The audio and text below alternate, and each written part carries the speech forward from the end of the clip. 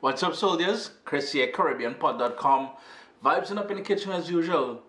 It's Christmas time. You know, forget Christmas time. Sunday morning you wake up and you get fresh homemade bread.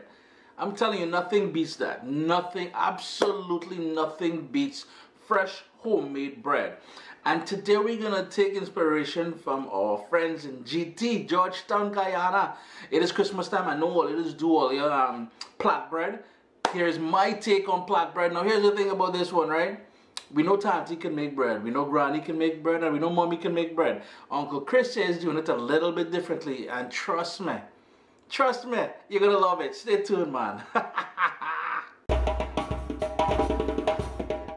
What's up, soldiers? Don't forget to click subscribe. If you've already clicked subscribe, hit that bell notification thing. I want to all you missing out on the new videos, man. Come on, click.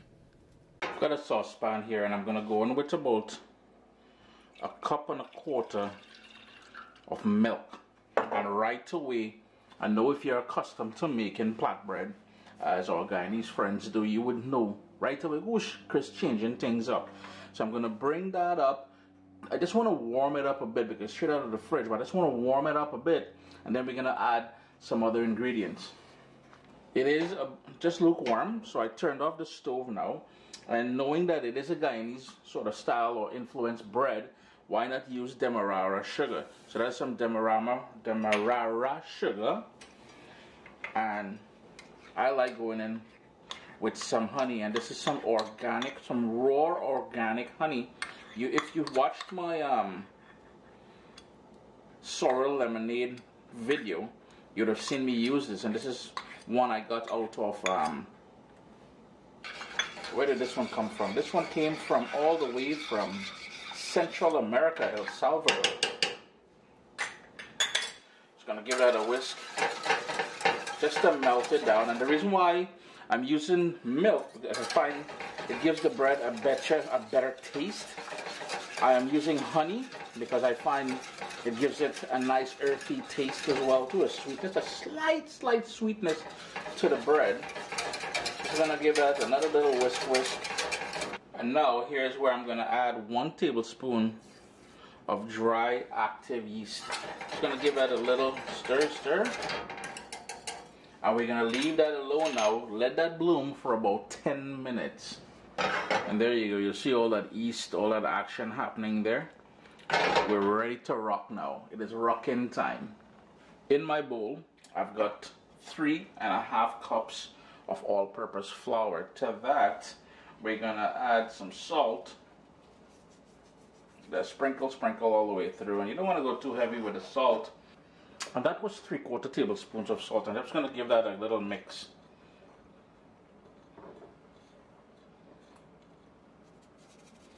Then we're gonna go in with some melted butter. All that nice melted butter inside there. And that is 1 stick of butter, which is basically 1/2 cup of butter. So I'm just gonna use this little tiny spoon and mix it around a little bit before I get my hands in there. Just incorporate that butter in there just a little bit. Scrape that off. And now here is where we're gonna start adding the milk yeast mixture. And I'm gonna hold back about 1/3 of it, because I just want to work that in first and see the sort of consistency of the dough that we end up with.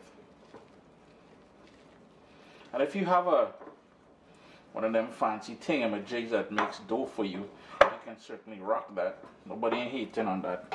So yeah, we will need all of that. And if you find that it's still too dry, you can always add a little bit of water. Totally up to you. But I'm just going to keep working this now until I have a somewhat smooth dough ball. Just going to keep working it around just to pick up all that flour on the outside there. Every so often I'm just going to clean my fingers off like so. And it will take about 4 or 5 minutes to get this done. Like I said, if you have a stand mixer, you can use that.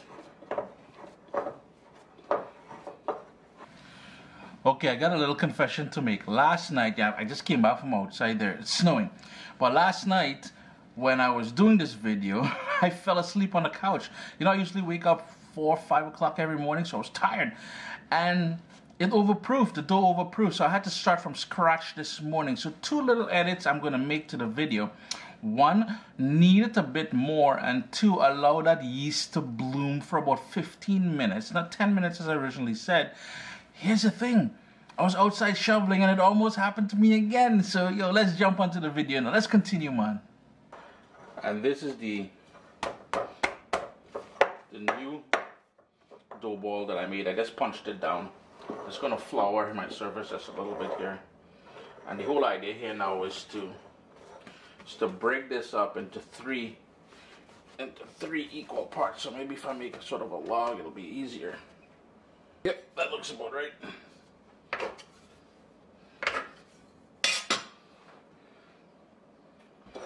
And for each one,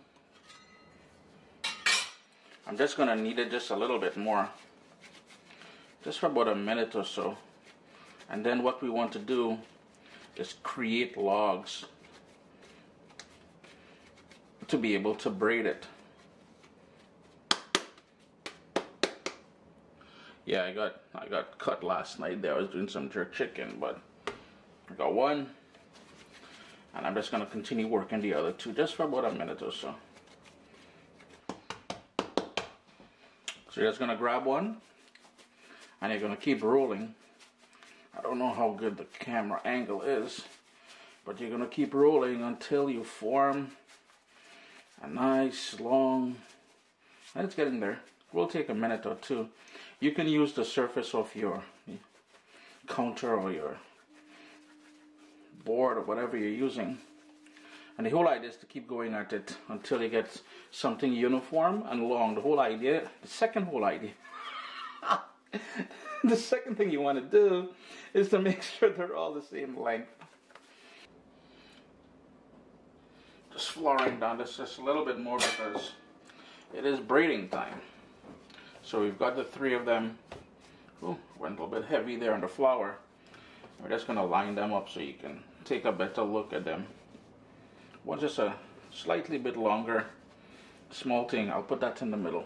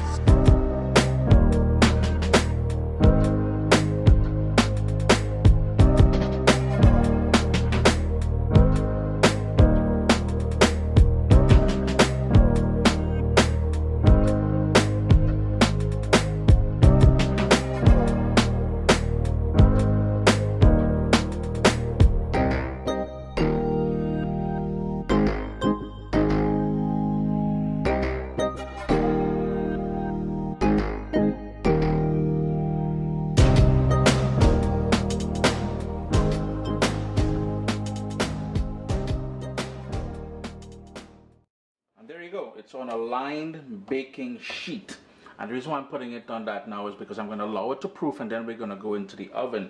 It does take a little bit of effort to playing around to get it all nice and perfect like this. Well, somewhat perfect.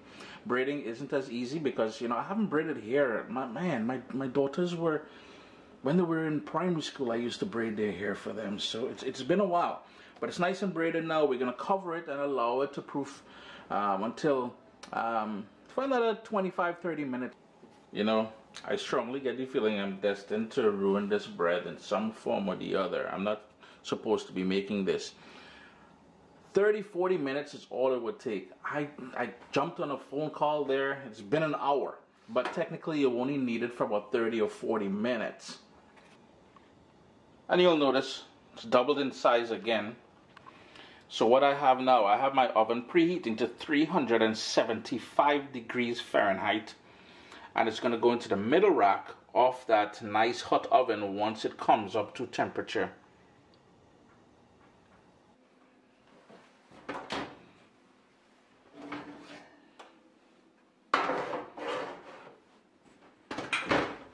"27 minutes later, fresh out of the oven, and all I'm going to do is brush some melted butter onto it just to give it that nice glossy gloss there. And I'll tell you one thing, boy, there is absolutely nothing as pleasurable when it comes to the kitchen as bread baking in the oven. The smell is just incredible, boy. Chris here, CaribbeanPot.com. Always a pleasure having you all here in the kitchen with me. A wonderful bread for the holiday season here. My Guyanese friends, I appreciate all the input you guys had when I was asking questions about putting this recipe together. Now I know you're probably asking yourself, wow, Chris, how come you ain't slicing up that bread for us to see, boy? This bread here, I'm just going to allow it to cool. I'm going to bag it, and then I'm going to take it to my parents. I'm visiting them tomorrow, so I ain't trying to carry no slice of bread for them. It is their little Christmas something they're getting from me. Always a pleasure having you guys here in the kitchen with me. Remember to hit that thumbs up. Really appreciate it, and really appreciate the support I've been getting from you guys throughout the year and years. Irie.